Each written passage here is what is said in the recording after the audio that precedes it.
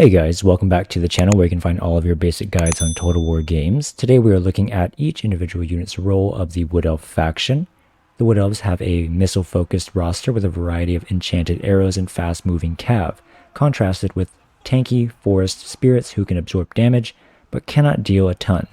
Wood Elf units tend to be lightly armored even compared to High Elves and Dark Elves, so just know their main focus is their ranged infantry.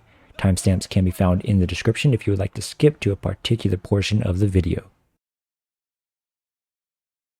The Glade Lord is best used for fighting lords and heroes. They can decently fight many lords except for some legendary lords.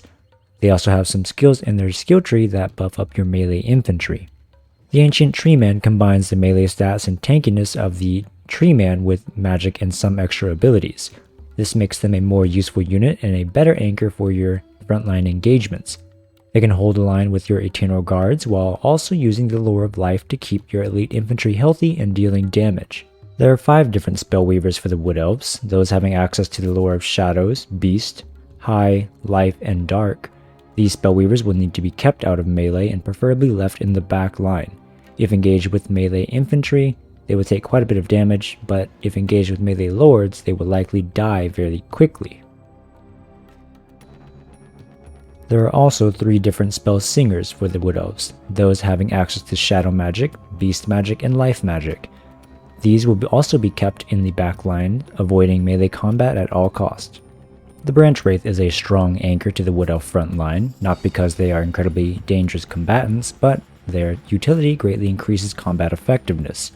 One of their abilities increases melee attack of all units within its radius, which helps your Eternal Guard and Dryads. This means that they should mainly be kept fighting alongside your frontline infantry. The Waystalker is a strong sniping hero, best used for picking off high-value targets or damaging enemy monsters or lords. The Arrow of Kurnus does a good amount of damage against infantry and has decent splash damage. It is important to pick your targets wisely and conserve ammunition. Make sure the Waystalker hero is kept away from enemy lords and melee-focused lords. Eternal Guard are pretty good tier 1 spears. They have good melee attack and melee defense, and really good armor piercing damage. Downsides are they have low model counts and lack of shields, making them somewhat fragile.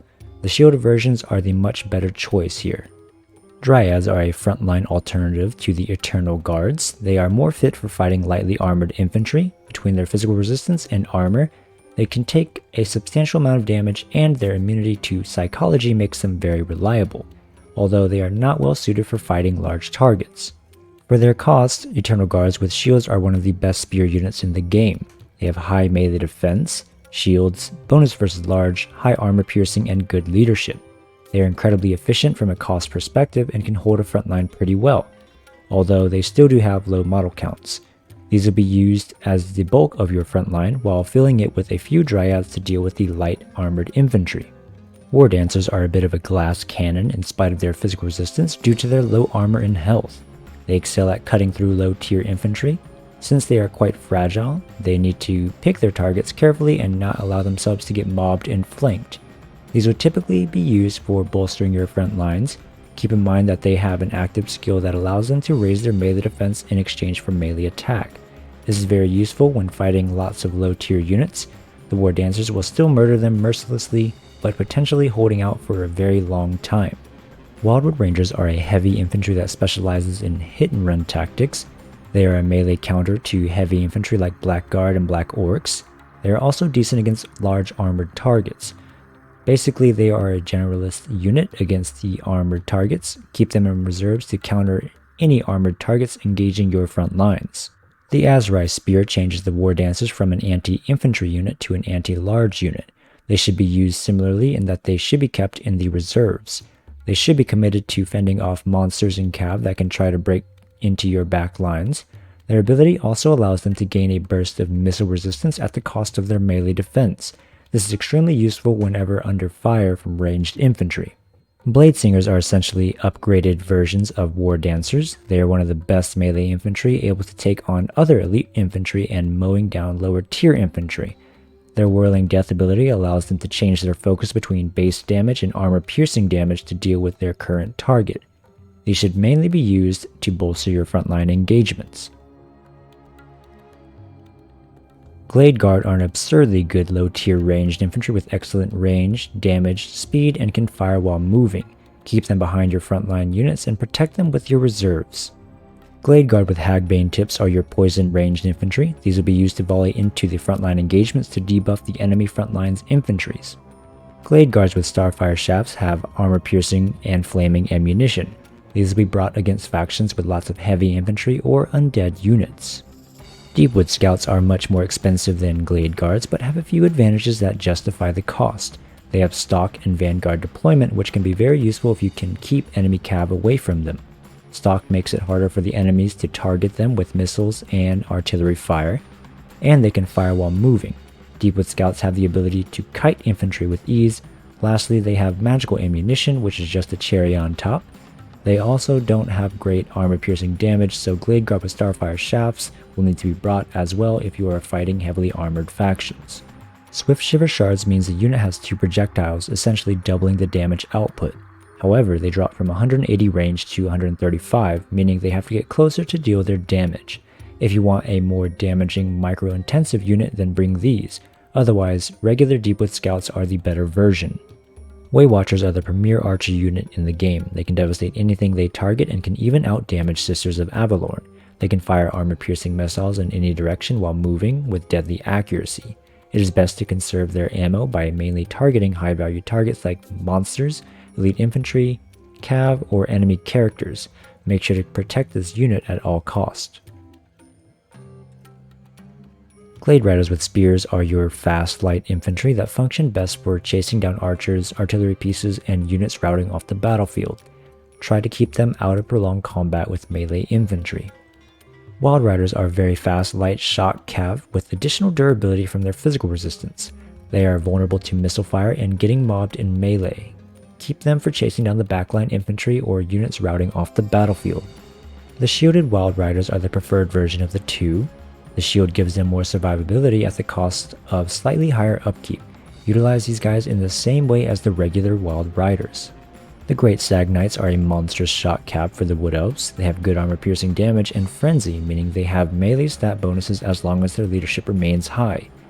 These will mainly be used for rear charging heavily armored infantry. Leave the backline for your Glade Riders and Wild Riders. The Sisters of Thorn have a high physical resistance at 40%, poisonous ranged attacks, 2 bound spells, and high mobility. The utility brought to the battlefield is large and should be used heavily in a supporting role. They can protect units while also boosting their damage, and they can also curse enemies to soften them up for your ranged infantry to destroy. They are decent melee fighters but will lose to more elite units and units with anti-large bonuses. Their armor-piercing damage is not super high, so armor will hinder their effectiveness. Glade Riders are a quick missile cav that do decent damage from afar. They have minimal armor but relatively decent melee stats. Use them to harass the enemy on their approach and then fire into their backs once they have engaged your front lines. Aside from inflicting poison with their ranged attacks, these Glade Riders also have slightly higher armor-piercing damage. It may not be huge, but it still matters with their large volume of fire. You will use these guys in the same way as the regular Glade Riders. Hawk Riders are a cheap flying unit that doesn't do a ton of range damage but can rear charge vulnerable targets. Their melee damage is armor piercing, but their melee defense is too low to stay in combat for too long. It's best to harass with ranged fire until flanking opportunities open up. The Sisters of Twilight also make them extremely strong, making them able to use the Arrow of Kurnus, which is fired from each model. For the Wood Elves, the speed and hit-run tactics of the Eagle fit perfectly. While infantry holds the line or some Wild Riders distract the enemy, the Eagle can swoop in for the kill on undefended lightly armored units. The Eagle can be a valuable utility unit for its speed, flight, and fear. That being said, the Eagle is not an amazing melee combatant and will struggle in lengthy engagements. Treekin are the definition of roadblocks. They are meant to hold enemies in place and tie them down so other elements of your army can win the fight. With high melee defense, armor, and physical resistance, these 4 spirits will take a while to kill, unless the enemy brings fire or magic damage, in which case their survivability will be significantly reduced. The Treemen are basically much tougher versions of giants. Between their high armor, physical resistance, and missile resistance, it takes a lot of abuse to bring them down. The only way they would die quickly is if they are hit with magical fire damage. In melee, they can last a long time except against specialized anti-large monsters. The Tree Man will be used to support your frontline engagements. Stats-wise, the Forest Dragon is one of the weaker dragons, being comparable to a Sun Dragon of the High Elves. However, it makes up for this with its 20% physical resistance and poison attacks. Weakening its opponents with poison and weathering a portion of the damage allows it to even the playing field against other monsters. The Forest Dragon will be used to support your frontline engagements. So that about wraps it up for our Wood Elf unit roster guide. Hope you found it useful for your Wood Elf campaigns. You can find my suggestions for early and late game army comps in the video description. If you enjoyed the content, make sure you drop a like. Also, hit that subscribe button if you haven't already.